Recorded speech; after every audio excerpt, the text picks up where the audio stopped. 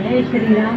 આપણા પરિવારને ખરેખર આજનો દિવસ મારા માટે ખૂબ જ યાદગાર રહેશે. કારણ શું? કારણ કે આજે ભાઈઓ બહેનોએ મને યાદ કરી, જે અહીંયા ભાગ લેવાનો જે મને લાભ મળ્યો ને, એ મારા માટે ખૂબ જ ધન્યતા અનુભવી છે. કારણ કે આવા કાર્યમાં તમને ખબર રહે ને કે આપણી બેન છે, આપણી દીકરી છે, અને આવા કાર્યની અંદર આપણે આપણા સમાજમાં ભાગ ન લઈએ તો બીજે ક્યાં જવાના? એટલે હું તો આ બધાને ખૂબ જ આશીર્વાદ એ આપું છું કે તમે કાયમ ક્યારે પણ જરૂર જો પડે ને, આ તમારી દીકરી જ છે, તમારી બહેન જ છે, તો આવી રીતે યાદ કરશો ને, એટલે હું અડધી રાત્રે પણ આવી ઊભી રહીશ. મારો સમાજ છે, મારી દીકરીઓ, મારા મા બાપ, ક્યાં જાઉં બીજે સમાજ આપણો? તો કહેવાનું તાત્પર્ય કે આજે આ જે કાર્યક્રમ થાય છે ને, યજ્ઞીય કાર્યક્રમ છે. યજ્ઞીય કાર્ય ક્યારેય એકલા નથી થતું, બધાનો ઘણો જ બધો ભોગ છે. અને આની અંદર જે લાભ મળ્યો આ યજ્ઞીય કાર્યની અંદર, હું પણ મારા બે શબ્દ કરું કહેવાનું મારે.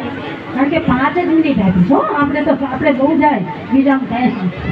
આપણે તમે 5 મિનિટમાં બોલવું, યજ્ઞ વિશે બોલવું, દાન વિશે બોલવું, શ્રમ વિશે બોલવું, ગ્રસ્ત આશ્રમ વિશે બોલવું, મહિલા વિશે બોલવું. બોલો, તમે ઊંચી આંગળી કરો તેના વિશે બોલવું. કહેવાનું તાત્પર્ય, કારણ કે સમય ઓછો છે.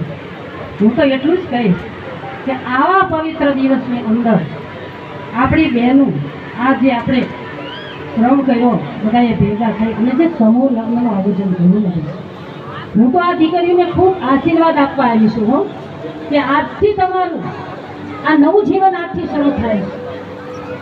આ દીકરાઓને હું એમ કહું છું કે આજથી તમારી આ યજ્ઞોપવિ એની અંદર જે કંઈ તમે આપણે કહીને પુસ્તકને ઉપાડ્યું, પુસ્તક ઉપાડીએ તો આપણે કોણ રાજી કરીએ? મારા દીકરાએ તો પુસ્તક લીધું, છરી ન લીધી હો.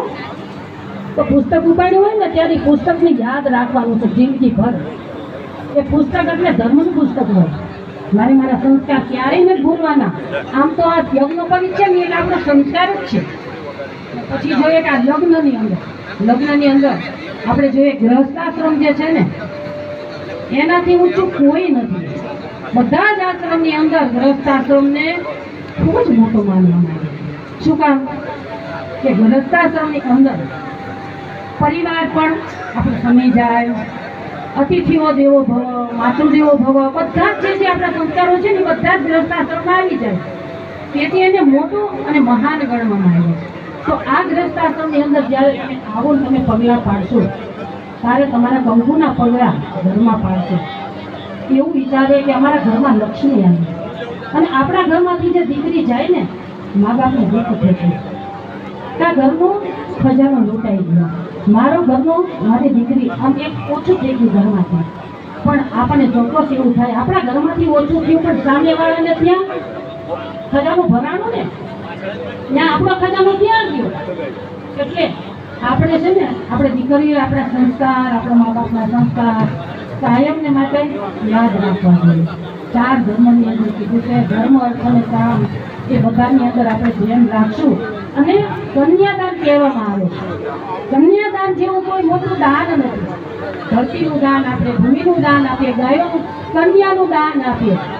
એનું યાદ રાખજો, તમે કન્યાદાન આપી દીધું છે. અને આપણે એવું બોલીએ છીએ કે ભાઈ વિષ્ણુને વરાય. આપણને આપણું જમીન કેવા છે કેવાની આપણને કોઈની ખબર હોતી નથી, પણ આપણે શું કહે? વિષ્ણુને વરાય. એ ભગવાનને મારી દીકરી વિષ્ણુને આપી દીધી છે. અને કન્યાદાન જ્યારે આપણે આપ્યું હોય તો દાન આપ્યા પછી એની પાછળ ક્યારેય જોવાય નથી. દાન આપી દીધું તો આપણે બહેનો એટલું વિચારવું જોઈએ કે મારી દીકરીનો સંસ્કાર, મારા દીકરાનો સંસ્કાર દિવ્ય બનાવવો છે ને, તો આપણે હવે આપણું અંકુશ આપણી ઉપર રાખવાનું નહીં. આપણે શું બનતું હોય એનો દીકરી સાસરે જાય ને, છતાંય આપણે આપણું અંકુશ નથી મૂકતા. આપણે અંકુશ રાખીએ, શું કરે બેટા, શું કરવું, શું નહીં, આવું કરી અને આપણે જે આપણો સ્વભાવ અનુસાર જે આપણે વર્તન કરીએ છીએ ને, મને તો આમાંથી ઘણા બધા સંસ્કાર, અમુક દિવ્યતા હોય છે ને, ખૂબ જ આગળ આવે છે. અને અમુક જ્યારે અંકુશ રાખીએ ને આપણે દીકરીને વાળ્યા પછી, તો ઘરની અંદર આડા પડે છે. આ ન ભૂલાય. આપણે આપણી દીકરીને સારા સંસ્કાર આપશું અને આપણે આપણું અંકુશ હવે એના મા બાપને દેવાનું. હવે આ તમારી, હવે મારો એની પર હક નહીં. દાન દીધા પછી એની પાછળ ક્યારેય આપણે ન જોવાય. અને આપણે કહીએ છીએ ને અખંડ સૌભાગ્યવતી, આપણે બોલીએ કે શિવ પાર્વતીનું અખંડ સૌભાગ્યવતી, આવું બધું બોલીએ ત્યાં દીકરીઓને કહી કે તમે સાસરે જાઓ ને તારે એટલું યાદ રાખજો સીતાજીને કેટલું દુઃખ પડ્યું હતું, તો ક્યારેય મા બાપને વાત નથી કરી. પાર્વતીજી અગ્નિમાં હોમી ગયા. સંસાર બહુ જોયેલો છે હો, તમે તો માંડો છો એટલે કહું છું. ખૂબ સાચવીને રહેજો અને પરિવારને પોતાના માની જેમ સાકર ભરી જાય ને દૂધમાં એવી રીતે બનજો અને તમારા મા બાપને આપણું એટલી બધી દિવ્ય બને ને એવું જીવન બનાવજો. આજે શું કરીએ આપણે કઈ પતિના પગલે ચાલવાનું, આજે બધા એવું કઈ પતિના પગલે ચાલજો, પણ પતિના પગલે આપણે ચાલીએ. એક બેન હતા એ કે હું પતિના પગલે ન ચાલું. કે કેમ? ના, મારે લગ્ન જ નથી કરવા. કે કેમ? કે હું પતિના પગલે ન ચાલું. કેમ કે ટપાલીની નોકરી છે તો હું ખાટી છું. આવું ન થાય.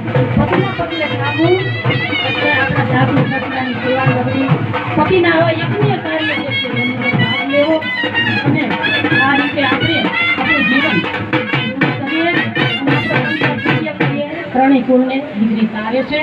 મા બાપ, આપણા મા બાપ, આપણું સાસરીનું કુળ અને આપણું મામાનું ઘર. તો આશીર્વાદ આ દીકરીઓને હો બધાને માં સીતાજી માં જગદંબા બધાના આશીર્વાદ પ્રાપ્ત હોય.